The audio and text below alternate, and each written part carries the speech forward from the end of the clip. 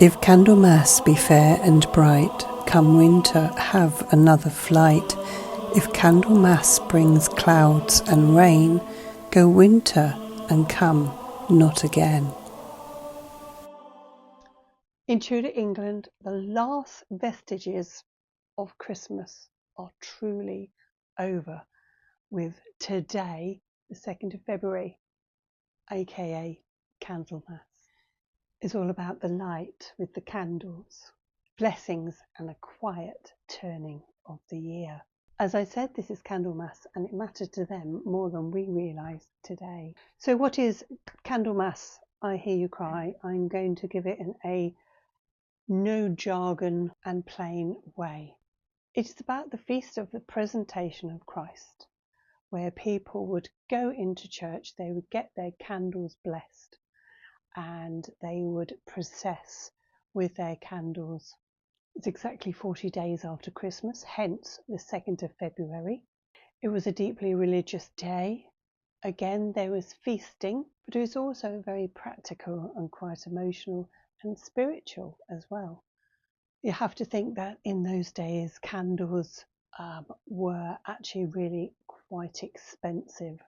And they were essential for life, really. So they needed their candles for cooking, reading, prayers and work, especially at this time of year when the darkness creeps in early. And as I said, they went to church to get their candles blessed.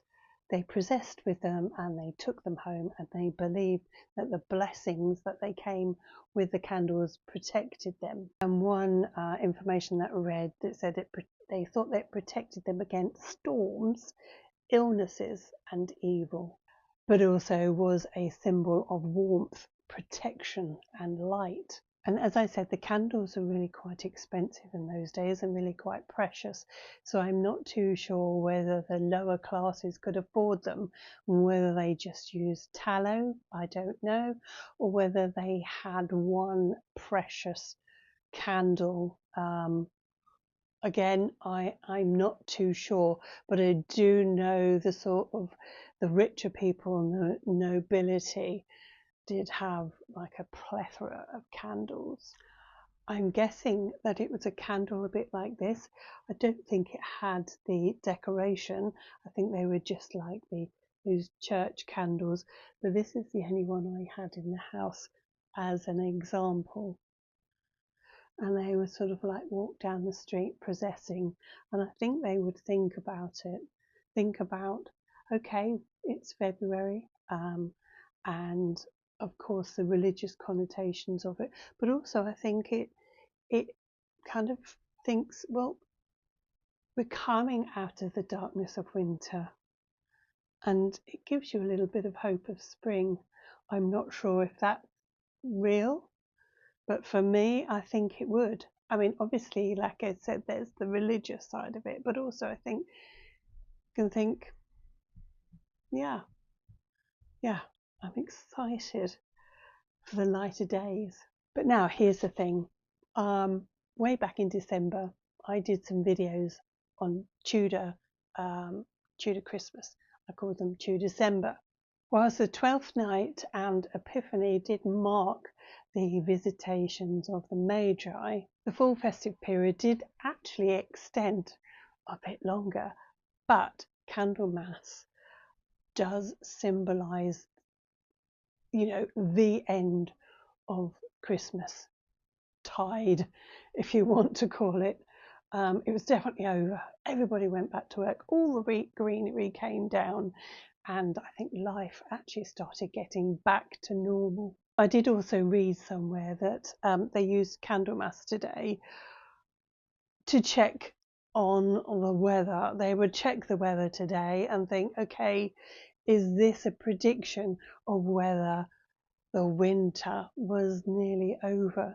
And I'm kind of looking outside and thinking, it's a bit dark and grey, so I think we've got a little bit long to go, a little bit, way more to go before the spring starts to take over.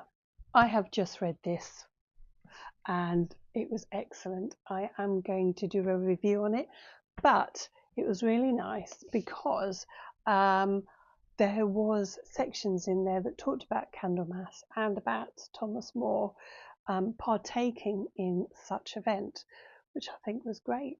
This was an annual event. However, in 1548, we do have some words said by Archbishop Cranmer to a local bishop, stating that the Lord Protector has decided that no candles should be borne upon Candlemas Day, as this was seen as superstitious. Because in 1548, it was after the Reformation. I mean, they were saying, oh, because it's superstitious. They were very superstitious, I find. I don't think it changed, honestly. So, if you're interested in exploring more of the Tudor year, you'll find more videos like this in my playlist called The Tudor Year. I have not included Tudor-tember in that. That has its own separate playlist. Please do feel free to check them out. So thank you for watching. If you like what you saw, please do come back for more. Bring your friends. Let's have a bookish travels party. Anyway, thank you for watching. I will see you again very soon in another video. Bye.